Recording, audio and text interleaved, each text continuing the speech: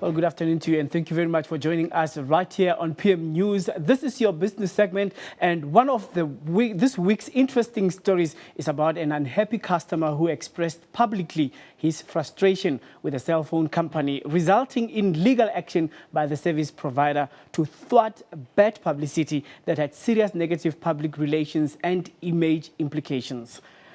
SABC's attempt to remove the large banner was rejected by the court. According to the ruling, the banner slamming the mobile phone operator should remain where it was erected.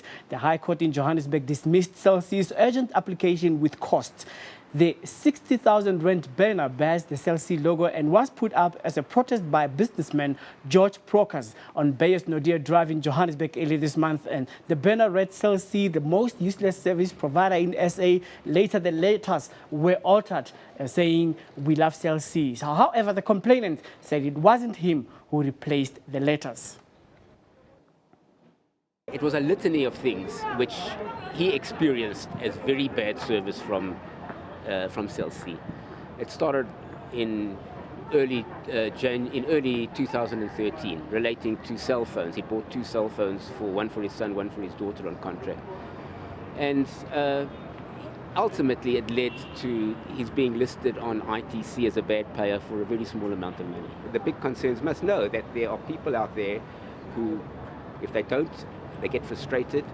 The service levels must be raised to meet expectations of the people who patronize you. Whether they take it down, whether they paint it, or whether they change the words, the communication or the message that the customer wanted to make has already gone through.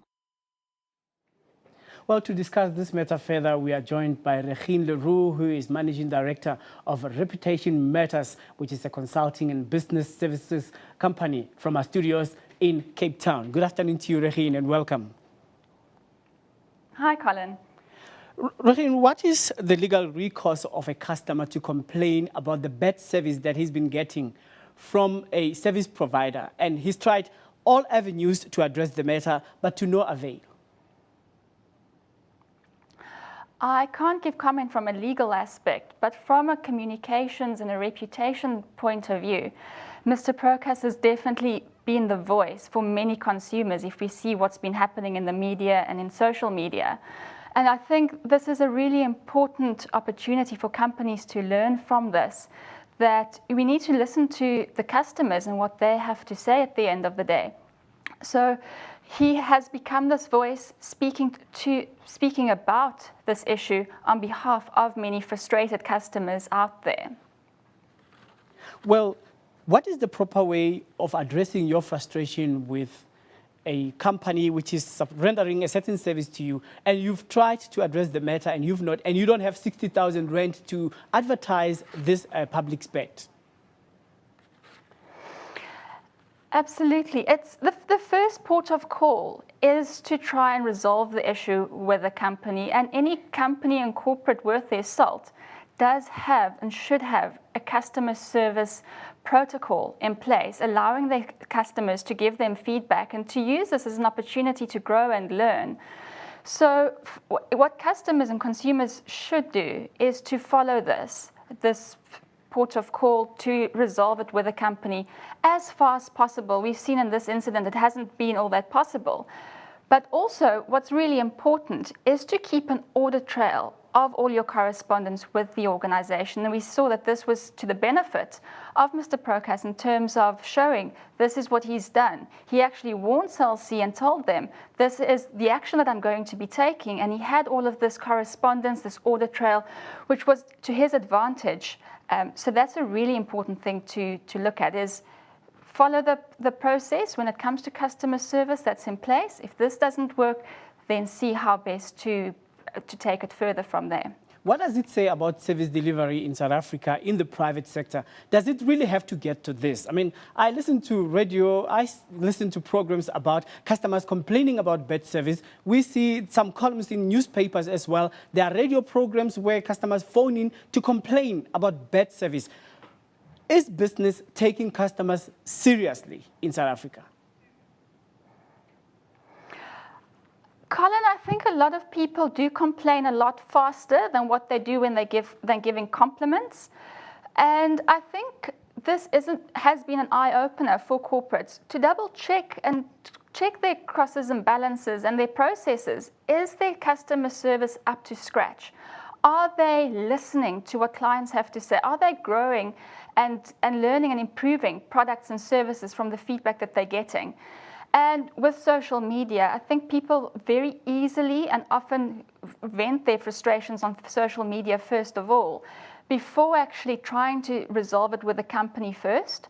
So yes, I think we do complain very easily, but then also is to, as I mentioned, have that audit trail, see how we can work together with the corporates to improve. And corporates in general really do want to work closely with customers. I mean, they are the important people making sure that the businesses are in business at the end of the day. So if we're not going to be upping our game when it comes to service delivery, then you don't have a very good prospect of a prosperous business going forward. It's not only Cell C. We have another customer who has complained recently, driving around with a trailer that's written about his bank, and he's complaining that he got bad service at FNB and all that. Now, this is becoming a trend, and many people would want to follow suit. Will it be correct, or is there some repercussions that people may face if they damage the name and the brand of the companies they are customers of, and rather also complaining publicly about the service they're getting? Unfortunately, not all customers have thousands of rands to put up banners and to drive around with placards. So again, from a legal point of view, I wouldn't want to discuss the branding impact, but it does send a very clear message to corporates, to larger companies. Listen to what your clients have to say. Take those feedback sessions to heart, because if you're not going to be listening to the feedback, I mean, these are two separate incidences, but they are the voice for a lot of people out there. If we have a look on what's being said in social media, what's being said in the media, there's a lot of feedback and people that are embracing this and seeing, yes, thank you so much for being our voice. We're not being heard. Very often companies have these two-way channels of communication, or they think they have it because they think it's a good thing to have, but they don't necessarily do anything with the information. So it's all good and well to have it, but as an organization, you need to be seen actually acting upon the information that you have. So for example, instead of racing to the courts in this specific incident, have a listen to the deeper issue that's at hand here.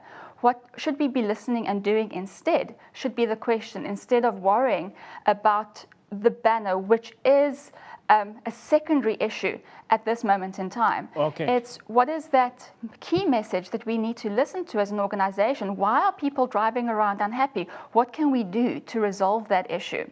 All right, so Regine? that is what companies should be doing. All right, Yeah. Regine, thank you very much for that insightful analysis on the matter. We are talking live from Cape Town to Regine Leroux, who is Managing Director of a company called Reputation Matters, right here